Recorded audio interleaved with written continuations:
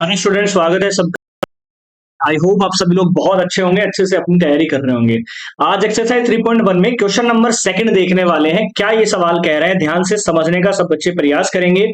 क्या बोल रहा है, हम comparing the ratios a1 upon a2, b1 upon b2 and c1 upon c2, find out whether the lines representing the following pair of linear equations intersect at a point, are parallel और coincident. यानी कि हमें simple सा check करना है हर सवाल में कि क्या होने वाला है। 5x माइनस का 4y प्लस 8 बराबर 0, 7x प्लस 6y माइनस 9 बराबर 0। अब मैंने आपको बताया था कि जो a1 b1 c1 होता है वो पहली इक्वेशन से निकलेंगे, और a2 b2 c2 का मतलब होता है सेकंड लीनियर इक्वेशन की बातें करी जा रही है। तो सबसे पहले मैं क्या करूंगा, a1 निकालूंगा। a1 का मतलब है x का कोफिशिएंट पहली वाली इक्वेशन में, यानी कि 5 आ जाएगा। a2 मेरे पास में क्या आएगा, सेकंड इक्वेशन में x का कोफिशिएंट यानी कि 7।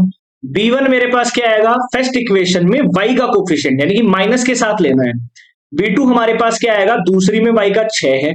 C1 हमारे पास में क्या है, 8 कांस्टेंट, और C2 हमारे पास है -2।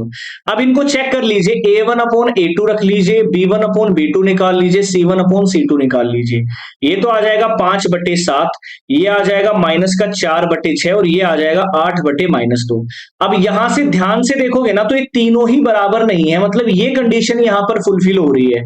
A1 upon A2 is not equal to B1 upon B2 is not equal to C1 upon C2। और जब भी ये होता था तो मैंने आपको बताया था क्या आ जाएगा, इंटरसेक्टिंग लाइंस आएगा। ठीक है, इंटरसेक्टिंग लाइंस आएगा।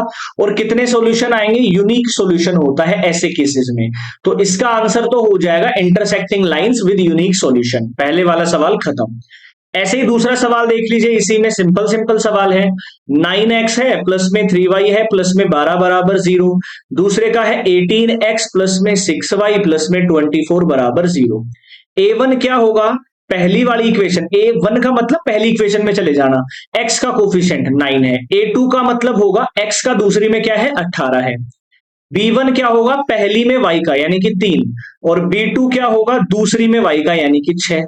C1 मेरे पास क्या है, कांस्टेंट पहले वाले का, और C2 कांस्टेंट है दूसरे वाले का। अब मुझे क्या चेक करना है, A1 upon A2, B1 upon B2, C1 upon C2। A1 upon A2 है 9/18, 3/6 होगा, ये 12/24 होगा। क्या ये तीनों बराबर है, मैं कहूंगा बिल्कुल बराबर है। ये भी काट दूंगा 1/2 हो जाएगा, ये भी काटूंगा तो 1/2 होगा, और 12 दूनी 24, यानी कि ये तीनों तो मेरे पास आ गए बराबर, यानी कि ये केस बनेगा बराबर वाला। और बराबर वाला केस बनता है कोइंसिडेंट लाइन में। ठीक है, कोइंसिडेंट लाइंस, और कितने, इनफाइनाइट। ठीक है, इनफाइनाइट मैनी सॉल्यूशंस।